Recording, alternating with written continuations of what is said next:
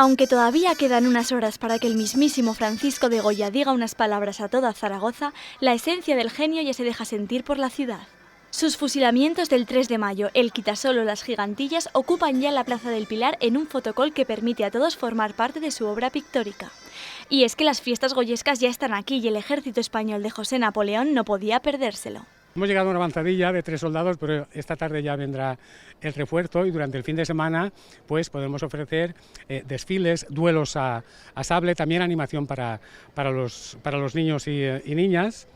Y sobre todo, pues eso, disfrutar de que la gente pueda ver cómo era la vida de las tropas de hace 200 años.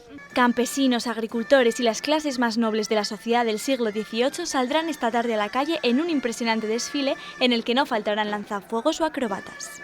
Así comenzarán unas fiestas goyescas en las que habrá videomappings, recreaciones en vivo de los cuadros del De Fuendetodos y Goya y Josefina Valleu convertidos en dos nuevos gigantes. Unas fiestas que no serían nada sin la música. Hacemos como algo original el interpretar música del siglo XVIII, pero adaptada a los instrumentos tradicionales que el mismo Goya representó en sus cuadros. Hay un cuadro muy famoso que se llama Los Zancos, en el que dos dulzaineros acompañan a dos zanquistas. Soy Mónica, soy zancuda y represento un cuadro de Goya que son los zancudos.